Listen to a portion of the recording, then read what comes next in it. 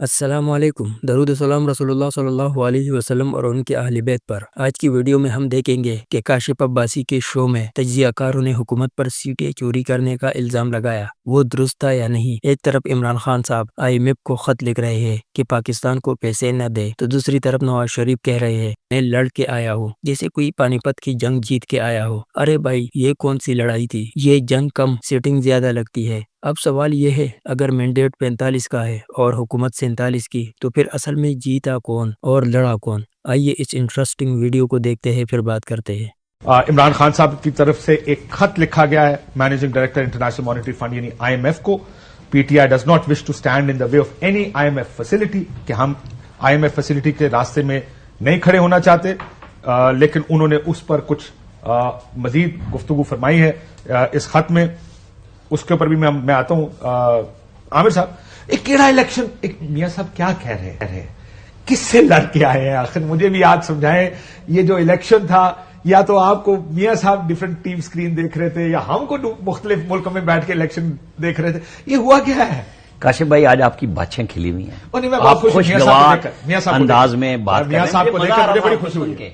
مجھے آپ کو سن کے مزہ آ رہا تھا، جیسے آپ نے ایک دم فل بدی کہہ دیا کہ جیسے 2018 میں دھاندلی ہوئی، ویسے 2024 میں ہوئی۔ تو ایک تو آپ نے سر جی، ہم بات تو کرنے تھے نا، اتنی لمبی قومی اسمبلی میں ایک روایت ہے، آپ میرا نام لیں گے، ذاتی وضاحت میں ضرور کروں گا، بعد میں کر لینا۔ اس وقت بھی کہتا تھا دھاندلی ہوئی ہے، اس دن الیکشن ٹرانسمیشن والے دن فوجی سے میں بتاؤں گا آپ کو کس سے لڑائی ہوئی جب میں نے کہا کہ دھاندلی ہوئی، انہوں نے کہا آپ یہ کیسے کہہ سکتے ہیں؟ وہ ضرور بتائیں، میں کہوں گا آئندہ عباسی کاشف، تاکہ آپ یہ نہ کہیں کہ ذاتی وضاحت کی ضرورت ہے۔ میں ایک بات کر رہا ہوں، میں نے انجوائے کیا آپ کو بات کرتے ہوئے، کہ آپ ماشاءاللہ جس طریقے سے بات کر رہے تھے۔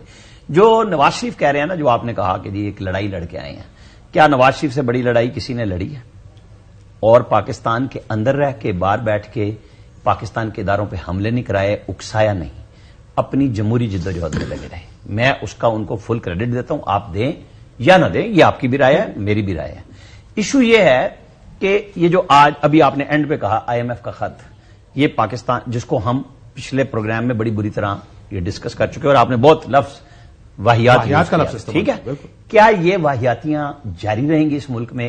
ہمارے لیڈرز یہی کام کریں گے؟ انہوں نے اپنے آپ کو کریکٹ کیا، کریکٹ کیا، پہلے کہتے تھے روکیں، اب انہوں نے کہا کہ جو کچھ ہوا ان کے ساتھ، آپ جیسے اینکر نے بھی یہ بات کہی کہ بھائی یہ کیا ہے، یہ سب نے، اس دن بھی شاید قاضمی صاحب بھی ساتھ تھے، مصطفیٰ نواز کھوکر تھے جب ہم یہ بات کر رہے تھے۔ ایشو یہ ہے کہ ہم کب سمجھیں گے جو آپ نے کہی۔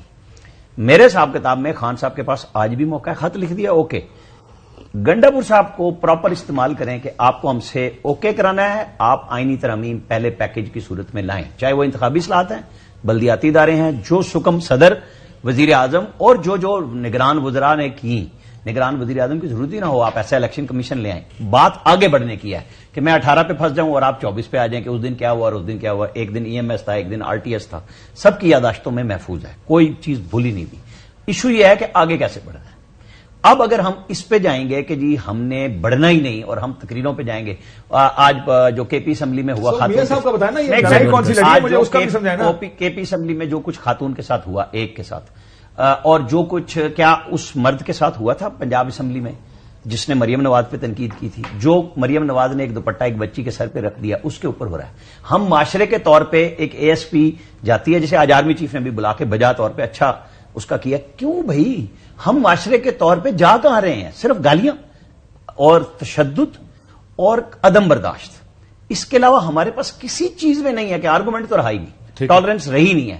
تو کیا لیکن یہ نہ کہیں کہ عدم برداشت ایک طرف ہے، میں نے سب کی گنوائے رہا ہوں، آپ کو میں یہ کہہ رہا ہوں کہ جب آپ کہتے ہیں عمران خان صاحب نے کہا تھا اوے جج زیبا، اور ہم ساروں نے یہاں بیٹھ کر کے کوئی طریقہ نہیں ہے بات کرنے کا، آپ غصے میں آئے نہیں، اس میں محمود چکدئی کی چادر بھی چڑھائی، جس کے پاس آپ ملنے چلے گئے۔ بات کر اور چیز ہے، سرکاری اداروں کے اہلکاروں کی بات اور اہلکاروں، آپ نے دیکھا ججوں کی تصویریں لگا کے آپ کو لندن میں نظر نہیں آئی تصویریں جس دن انہوں نے غلط ہوئی ہے، سب نے کی۔ میں یہ کہہ رہا ہوں، میں آپ ایک لیڈر کا کرنا اور ایک ورکر کا کرنا آپ کو کیسے میں آپ کو یہ بات بتا رہا ہوں کہ لیڈر کے اکسائے ہوئے لوگ تھے جو GHQ پہ چلے گئے تھے، میرے اور آپ کے اکسائے ہوئے نہیں تھے، بالکل وہ لیڈرشپ کے اکسائے ہوئے لوگ تھے جو ISI کے دفتر پہ گئے، جو کور کمانڈر ہاؤس پہ گئے۔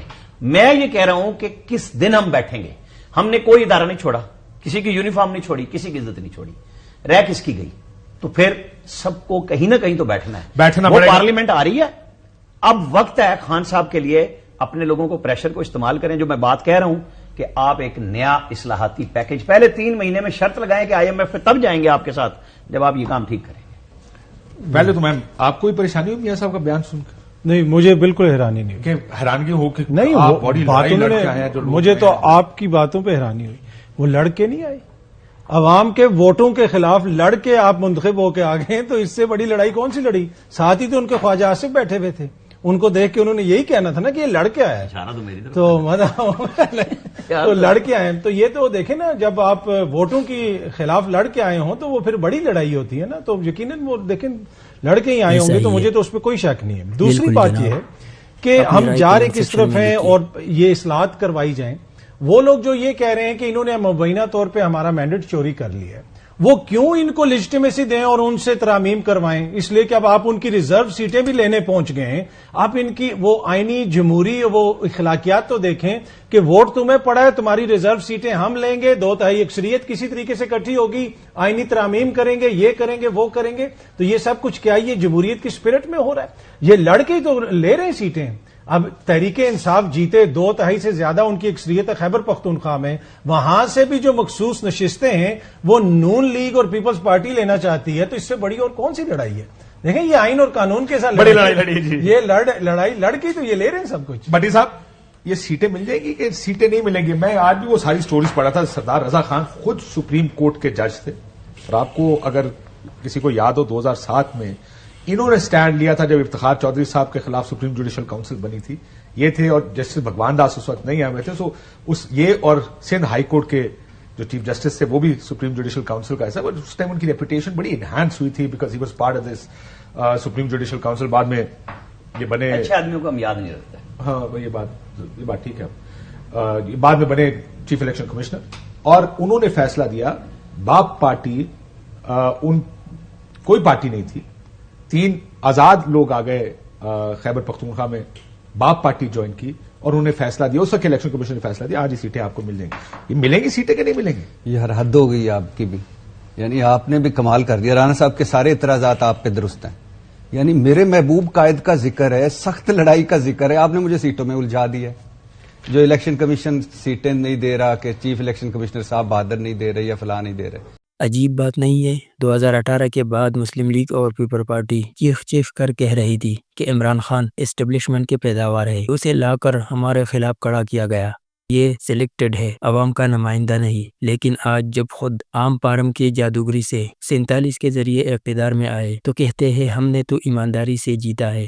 بھائی اب تو کم از کم مان لو کہ جو آشیرواد عمران خان کو ملا تھا وہی تمہارے سر پہ بھی ہاتھ رکھ چکا ہے. اور مزے کی بات یہ ہے, عمران خان کو جیل میں ڈال دیا, اس کی جماعت کو کچل دیا, سیٹیں چھین لی, نشان چھین لیا, الیکشن کمیشن, عدالت, پولیس سب کچھ استعمال کیا, لیکن پھر بھی سیٹیں انہی کی سب سے زیادہ نکل آئی. تو کیا کرنا چاہیے تھا؟ اگر واقعی جمہوریت کا راگ سچا ہے تو بھائی خان صاحب کو رہا کر کے وزیراعظم بنا لیتے, عوام کے مینڈیٹ کو تسلیم کرتے. لیکن نہیں, یہاں تو صرف مقصد صرف ایک ہے, سب کچھ ہڑپ کرنا, اور اب وہ ہڑپ چکے ہیں. وزارتیں بھی, گورنر ہاؤس بھی, اور بیانیہ بھی. اب نہ جمہوریت کی بات بنتی ہے, نہ شفافیت کی, نہ اصولوں کی. بس یہی سیاست ہے, جہاں جس کو موقع ملے وہی سب لوٹ لے, اور عوام یہ صرف تماشائی ہے. کبھی عمران خان کے نام پر بے وقوف بناتے جاتے ہیں, کبھی ووٹ کو عزت دو کے نعرے پر, کبھی مہنگائی کے وعدے, کبھی ترقی کے خواب. لیکن آخر میں ان کے ہاتھ کیا آتا ہے؟